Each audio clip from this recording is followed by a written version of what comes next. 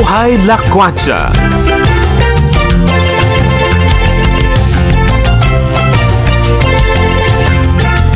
Partner, Oo. napapanahon ngayon yung impormasyon na ibibigay natin sa mga kababayan natin. Bakit? Kasi yung guest natin, mahilig magparenta ng mga balloons, chairs, tables, at napapanahon niya sa nalalapit na Kapaskuhan. Okay, ibig mo sabihin, isa siyang event organizer. Sa event organizer. Oo, at mahilig din mag-decorate ng kung ano-anong events. Exacto. Oo. Dahil magpapasko, so nandito ngayon tayo sa Caloocan, dahil yung i-feature natin ay taga-Caloocan. Oo nga, partner, kasi talagang hindi na po pwedeng i-delay. Yes. Oo, dahil andyan na talaga, Christmas is in the Christmas corner. holiday, Andyan na yung background namin ni partner. Dito pa lamang sa mga mall sa Caloocan ay Yes, talaga oo. namang feel mo na ang holiday season. Yes. Tama ba, partner? Correct, partner. At itong Grand Central, kung saan natatayuan natin, showcase namin yung kagandahan, no? Okay. Ng Caloocan. Ito yung mga maraming ilaw, palamuti, at syempre yung ating picture ay tugman-tugma sa kanyang palamuti na hanap buhay. Oo, ayan. So, ibig sabihin, well, kakaiba na naman ang amin pong inihanda sa inyo ngayong darating na weekend. Bibigyan na namin po kayo ng idea as early as now. Lalo na yung mga taga-Caloocan, pero hindi lang taga-Caloocan. Kasi nga para po mapasok na sa inyong mga puso at isipan na nandyan na sa kanto ang Kapaskuhan. Correct, correct. Oo, so kaya inaanyayahan po namin ulit kayo ni partner sa isa na namang very entertaining at makabuluhan na episode ng Buhay Lakwatsa ngayong weekend. Okay? Hi!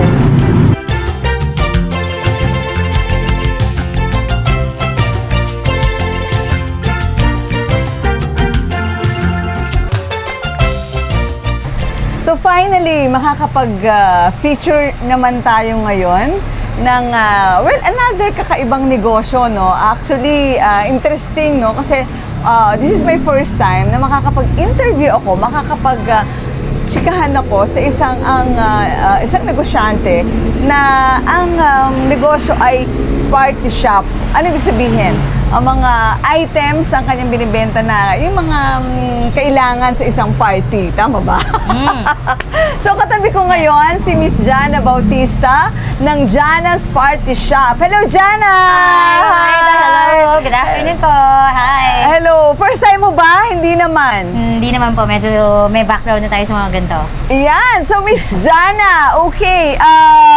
Of all the business, bakit party shop? Bakit mga items para sa isang party, lalo na sa party ng mga bata, ang naisipan mong inegosyo? Party shop kasi may tayo sa party-party. Charot. Hindi, kasi po, since bata pa lang, nahihilig ko na talaga mag-attend ng parties, Oh. ganyan. And hindi kasi kami madalas mag-celebrate ng party. So, kapag mga birthdays, doon lang kami parang naghahanda talaga. So, yun na nagustuhan ko, naisipan ko, business ako ng party needs. Yan. Oo, ang galing, no? Talaga yun yung nasa puso niya kasi mahilig siya mag-attend ng party. Ang galing lang talaga ni Lord. So, yan talaga siguro ang gusto ni Lord na inegosyo mo. Kasi, oo, di ba? Kasi like ako, hindi ako mahilig sa party. Kaya hindi ko rin naisip na ganitong klase ang inegosyo ko. But anyway, so, talaga bang plano mong magnegosyo since birth? Yes! Kasi nung nag-aaral pa lang ako, laging tinuturo ng parents, ikaw hindi kita pinag-aaral para mag-employee, ganyan. Dapat ikaw magtayo ka sa sariling negosyo, So yun na yung na-build sa utak ko. That's why I took up business ad para magnegosyo talaga. Oh, so yun yung tumanim sa isip mo and then pinalo mo talaga. Ibig sabihin kasi may iba naman na susundin lang ang magulang pero pagbibigyan lang pero later on din naman din na ipopractice. Pero in your case, gusto mo na rin at gusto rin ng magulang mo. Hindi. Actually, mas gusto ko siya kaysa mas gusto ng parents. Kasi parang, okay, kaya niya ako napasunod. Kasi, nga naman, tama nga naman. Mas gusto ko yung ako yung nasusunod. Sa time ko, sa ano ko. So, that's why nagnegosyo na lang ako. O yun, elaborate mo nga yun. Ano ang buhay ng isang pagiging negosyante? Kasi you mentioned yung nasusunod mo yung oras. Yes, oo. Siyempre kapag negosyante ka, ikaw yung masusunod sa kung anong gusto mong oras, kung kailan ka may free time ka, ikaw din masusunod kung anong gusto mong gawin sa sa business mo. Okay. Lahat, as in you're the boss in your own, Kaya mas gusto ko yun. And may kwento dyan behind that kung bakit yun ang gusto ko talaga. Kasi 18th birthday, magde-debut, and then walang party, pinapili ako. It's either party or money. Oo. Pinili ko money, kahit na Okay. gusto ko ng 18th birthday party para makapagtayo ng negosyo. I started 10,000 lang binigay ng tatay ko for debut gift. Okay. O yun, so from 10,000, Okay. bili ako ng mga upuan, konti-konti, bili ako ng mga items, ganyan. Tapos until doon, kada may kita, bili, dagdag puhunan, ayan, until naging ganyan na siya. Oh, talaga, ang galing naman ni Miss Jana. And then, ibig sabihin 10,000 pesos ang puhunan mo. Na regalo sa'yo na iyong debut. So, kailan pa ito itinayo? After your graduation? No, college pa lang ako. Second year, ako na nagsusupply sa UST ng mga balloons sila pang ganyan-ganyan. Talagang, Okay. pero syempre nung una medyo mas tayo. Ngayon medyo na tayo, parang nag-lesson ako sa pero nung una talagang pukan ako lahat. Talaga inaano ko, lahat ng events, lahat na So ngayon yun ang binubuhay ko ulit, yung enthusiasm ko dati sa Okay. pagbe-business. Ayun, yun na medyo nawala. I don't know if it's the age or napagod lang talaga. But it's still my dream job or work. Oh, so ang galing lang. So, ibig sabihin, habang nag-aaral ka pa lang ng college, which is business ad, no? Nagninegosyo ka na. So, pinuput into practice mo na mismo yung mga Yes. natututunan mo. Tama ba? Apo, yes. Okay. And then, pero outside, ano naman yung may natututunan ka rin ba? Kunyari, may mga sinusundan ka bang successful na negosyante? Meron, Sa bansa. meron naman po. Yung mga party needs na ahead of me, syempre yun yung mga bine-benchmark natin, yun din yung parang kinakopy ko kung paano sila naging successful, ganyan. Hindi, kasi more of I'm willing to learn. Okay. Parang hindi naman nakikipag-compete. So, ang dami ko rin, yung mga nakikita ko na mas ahead of me, ginagawa ko siyang parang partner din, nakikipag-partner ako. Oh, if you need something like this or if I need something like that, baka naman pwede, maganda tayo. Oh, so yun yung nagiging technique mo? Yes. oo. Okay. Kasi first time wala ka naman na idea eh. So yung like this, yung mga flyers na ganito, I copied muna, magkano po ba sa inyo yung chairs and tables nyo, magkano po bang ganyan. And then para naman maging fair sa kanila, nakikipag-anuhan lang ako ng price din nila para the customers have choices. Kasi ayoko din naman na bababaan ko yung sa akin para patayin yung negosyo ng iba. It's not like that. So parang sabay lang. So the customer have choice kung gusto nila yung service nito or gusto nila yung service ko. Wow, ang galing naman. And then, maliban doon, ano pa yung iba mo namang natututunan doon sa ibang mga ganito rin ang negosyo? More of yung dedication nila kasi minsan sa sobrang dami ko rin ang ginagawa, nawawalan Okay. ako ng focus. Okay. So doon ako naging stagnant. Parang dati, nagkaroon ako ng branches sa QC, nagkaroon ako ng branch sa Santa Quiteria, but then it all, nawala. Dahil nga, nawalan ako ng focus. So yun ang binubuhay ko ulit ngayon. Yung dedication and focus ko dito sa business. Kasi ang dami ko sobrang gustong gawin, and then nakalimutan ko na, nga pala, this is my first love. So yun ang binubuhay ko ulit now. Okay, so ibig sabihin, nararanasan mo mismo na hindi pwedeng walang focus sa business. Yes. Dapat talaga hands-on, Opo. based on your experience. Oo, Okay. kita ko naman kasi napabayaan ko naman talaga. Ayun. And then, ang kagandahan dito, iba naman ang focus ko kasi is kada nagde-deliver kami, nagsiset up kami ng mga party. I saw then na may mga kids na hindi invited, na ganyan. So, naging ko rin na, magiging charity ko ito na magkakaroon kami ng children's party. Sa tuwing birthday ng anak ko, yun ang ginagawa ko, na parang magpa-party tayo. Pero ang mga invited, yung mga children, yung mga ganyan. So, yun naman naging charity ko. Oh, I see. Wow. Oo, na-amaze naman ako dun sa mga sinishare mo, no, Miss Yes. Jana. Ibig sabihin, ilang taon ka ng businesswoman sa ngayon? Teka lang, bilangin natin yan. From 2007, 8, 9, 10, 11, 12, 13, 14, 15, 16, 17, 18, 19, 20, 21, 22, 23, 24. 18 years! Wow, grabe. 18 years na masako yun. na yun. So, sa 18 years na yun, ano yung 18. meron ka na wala sa ibang party shop? Diyos ko. Ano ang meron sila? Wala ako. Joke. Hindi. Meron po ako siguro lang. I don't stop talaga. Na kahit anong, nagkaroon na ng pandemic, lahat talaga na napabagsak na ako, I didn't stop. So, nagtuloy-tuloy ako. I think that's it. Kasi I don't know what they have eh. Ang alam ko lang kung ano yung meron ako. So, yun lang ang ano ko. Hindi ako huminto, and then I continued fighting, gano'n. Yun naman talaga eh. You cannot give what you do not have. Yes, So, yun yes. talaga yung ibibigay mo. And then, nabanggit mo yung pandemic. Nag-stop ka ba during that time? No, hindi po talaga. Yun nga yung sinasabi kong kahit na Ibig sabihin, may kliyente ka pa. May kliyente pa rin nun. pinilit ko po talaga kasi talagang wala na magpapaparty nun, bawal lumabas, bawal mag-deliver ng party, bawal ano. Ang ginawa ko no, nag-YouTube videos ako ng kung paano gumawa ng mga sariling decor nyo. And then yung mga natira kong items, yun yung parang pinost ko online. Tapos for deliver na lang, papalalamove na lang or papagrab na lang, wag lang huminto. And then nag-try ako nun yung mga food kasi I'm into catering din eh. So nag-ano ako nun, nagpa-deliver yung food, kung kailangan niya yung food, lahat talaga just to survive. Kaya nung bumalik uli si party, ayan, hindi namatay si business. Okay. Wow, grabe.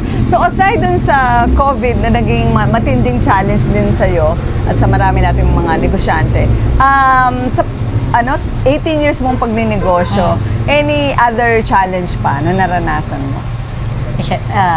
Personal na eh. But sige. Hindi, sa negosyo. Sa negosyo, yeah. Because naging related sila because I lose a partner. So, medyo nahirapan. Siyempre, kapag kami ka-partner ka, medyo naging madali delivery. And somehow, may katulong ka sa ano. Then, when I lose that, doon ako medyo nawala ng nawala ng focus, nawala ng gana. Kasi nga, hirap pag mag-isa ka lang. So, yun ang tinry kong i-work out. Yun ang tinry kong i-work out. Na magkaroon ng, although walang partner, I could entrust somebody para maiwan dito, para tulungan din ako. Kasi medyo ang naging problem ko, gusto ko, ako lagi. Gusto ko yung gagawa. Pagka feeling ko iba gumawa, parang hindi ganun kasing ayos like me. So yun, natuto ko mag-trust sa iba. And to teach them, ganito dapat gagawin mo. And then now, naiiwan ko na sa kanila. Okay. Yun. And based dun sa mga naging clients mo, ano yung gustong-gusto nila sa'yo? Hands-on. Yun ang ayaw nila na nawawala. Yun, kapag hindi ako yung gumagawa, kapag kami palpak konti, wala nang nagagawa ng, hindi agad nila nasusolusyonan. But when I do, pag ako yung mag-isang gumagawa, kahit halimbawa merong konting nasusolusyonan ko agad, nare-remedyohan. So yun yung pagkakaiba. Pag ako yung gumagawa, and then pag inuutos ko lang. So far, ano yung pinakamatinding naranasan mo dun sa 18 years sa pagnenegosyo? Yung tipong, kahiya-hiya sa isang client or what? Meron bang ganon? Meron, at least diba may mga ibang pwedeng ma-inspire. Kasi diba minsan pagka sobrang naranasan mo yun, mawawalan ka na, maglulusok na, tapos hindi ka na magpupursu kasi baka mamaya kumalat na yung negative na pangyayari. So, naka-experience ka ba nun? Oo, super po. Sobrang daming beses na bata. Ano yun? Sample. Baka naranasan din yun ng iba na para ma-encourage naman. Pero pinaka first time, syempre delayed sa delivery. Alam ba, yung malilate na yung party mo, Diyos ko Lord, nagagalit na yung customer mo, ganyan. Talagang ano ko nun, yung sisigaw ka na, detemanda ka na, ganyan, lahat. But then, sabi ko may sorry, syempre makikipag-compensate ka kung paano mo gagawin, gagawa mo pa rin paraan. And then the next time it will happen, alam mo na kung paano mo siya susolusyonan. Tapos yung iba naman, syempre, maling delivery, maling place, maling medyo light na yon. Ang lagi ko lang naman kinakatakot is yung madedemanda ka because yun yung pinaka-importanting day sa kanila tapos biglang hindi mo madedeliver.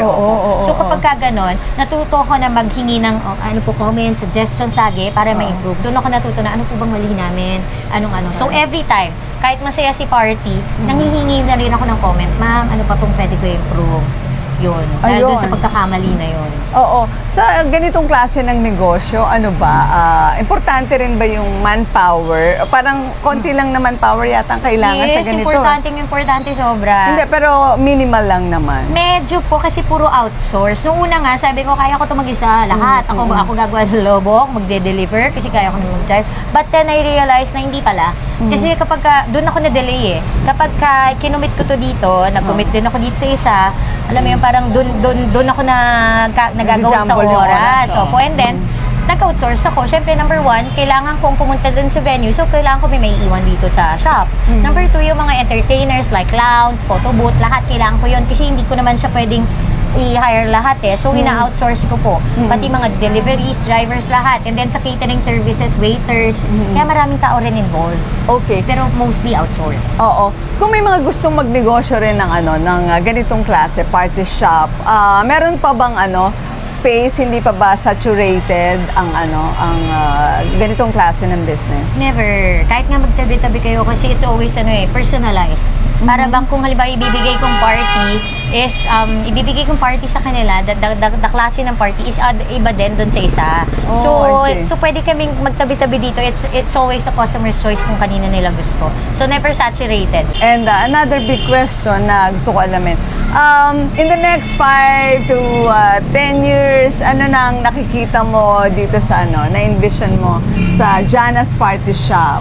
Bumalik ulit sa dati actually. Yung na-envision ko ng 5 years ako when I was starting na marami na uling branch, na maayos, na papatakbo ko siya. That's what I wanna happen again. Yung po ulit na parang bumalik uli yung marami kong branch, ganun uli yung enthusiasm ko, ganun uli yung services ko, maayos siya lahat.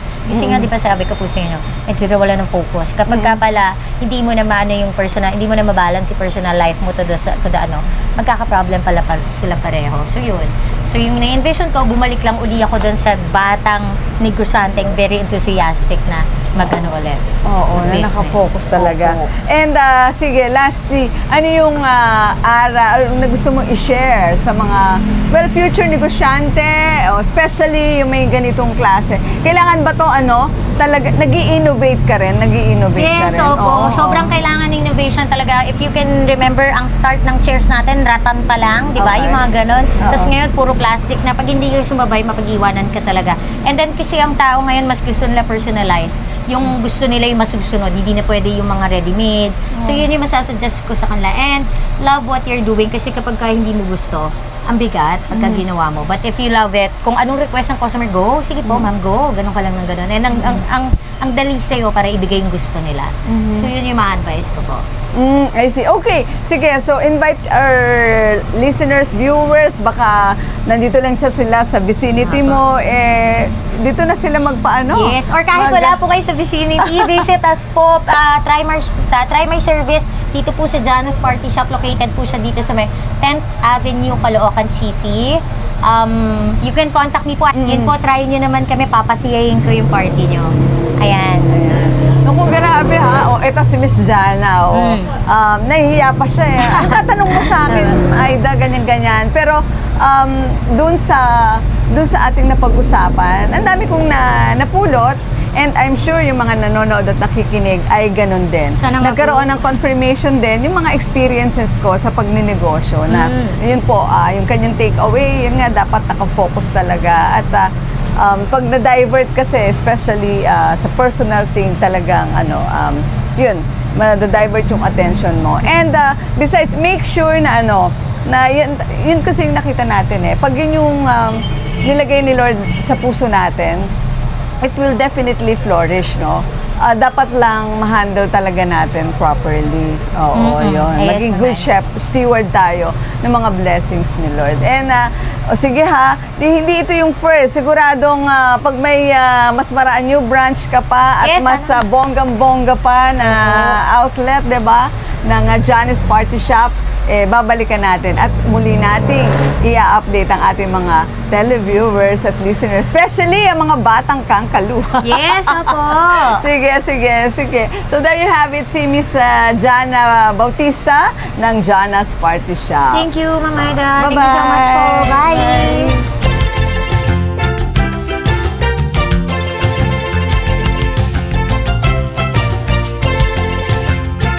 Para po sa ating How to Do You segment, anong party na natin mo ang pinaka-tumatak sa iyo? Party na Mauna ka. Talaga? Kahit umuulan? Oo, siyempre. Sige, naku! Actually, to be honest, partner, walang tumatak. Wala kang karanasan sa party. Kaya wala talaga. Actually, yung sinihan nga, nasa college na ako, nagsine ako. So, ganun talaga. Yun yung aking childhood, hindi ako naka-attend ng party. Nung nandito na naman, nung nasa Manila na ako, hindi din ako Naranasan. Oo, tsaka hindi ako Na-invite. yung mga friends ko, yung circle of friends ko, hindi rin mga party goer. So, hindi ako naka-attend, to be honest. Even yung children's party, wala din yon. So, anyway, pero no regrets. Kumbaga, hindi lang siguro talaga yung naging part ng aking journey, ng aking childhood journey. partner? Ako, sa akin, Yes. siyempre pinaka-memorable at talagang hindi ko makakalimutan yung Oo. children's party. Siyempre, yan yung unang-unang party na naatinan ko eh. So, Okay. at nag-enjoy ako pag yung mga anak ko, nung araw, mga bata pa sila, nagpa-party. Yun yung tumima sa aking isipan mula nung, ngayon, dala-dala ko. Tumimo. At pag ako nakakita ng mga children's party, talaga naman nag-enjoy ako at sumasali ako sa mga palaro nila. Talaga. Wow, partner. Sige. So, anyway, bago tayo tuluyang mabasa ng todo-todo, Tito. O, nakain ka ba ng ano? Ng kape? Ng immune advance. Immune Pampalakas advance, ng oo. ating energy. Kala ko kape. Oo. At saka syempre yung Flavon Pro para Yes, kahit oo. na malamig. Yes. Yung mga kasukasuan ready pa rin. Ready to go pa rin. Tsaka yung yung, ayan, yung immune advance nga. Yeah, tama, yung parang Oo. collagen. Yun ba Yeah, yung ating yung ating pang energy booster natin. Okay? So, ayan po. Meron naman kayo nalaman sa amin ni partner. Hanggang sa susunod. Bye! partner. Oo, Talagang partner. ang buhay ng kwarta talaga, hindi lang tayo nagpo-promote ng mga pagkain, Yes. ng mga lugar, no? Yes. Ang pinopromote naman natin ngayon ay kakaibang uri ng advokasya o hanap buhay. Yes, Ito oo. yung pagrerenta ng mga chairs, tables, and decoration. Oo, ibig sabihin, partner, mga party needs. Party needs. Oo. So, yun nga po, so nalaman natin kay Miss Jana. Jana. Oo. Na... Jana Bautista. Yes, na ito palang ganitong klase ng negosyo. Hindi lang ordinary. Marami rin tayong natutunan sa Oo, kanya. kasi nagsiserve siya sa mga tao eh. Yeah, yung sabi niya nga, alam mo ba, ang importante sa kanya yung hands-on. Yes, oo. Kasi ang problema niya, gusto niya sabi niya, ang concern niya, kailangan masatisfy yung customer. Kaya actually, total service dapat. No? Pag nasatisfied mo yung customer, tawag doon total service. Yes. So, palagi ka nang babalik-balikan ka, 'di ba? Ikaw na ulit yung kukunin nila every time na meron silang event sa kanilang pamilya o saan man sila nagtatrabaho. Yes. So, yun po, no, another idea naman ng negosyo ang amin pong inihatid sa inyo. At syempre, idea na rin kung saan kayo pwede mag-contemplate ng inyong isipan ngayong Correct, weekend. partner. Di ba, partner? So, paalam na tayo. Yeah, partner, talagang dito talaga sa Pilipinas. No? Yes. There's a lot more to see. Love the Philippines. Ako po si Caloocan City Councilor Ardel Divina. Ako naman po si Aida Gonzalez, ang inyong Good Vibes Queen. Bye!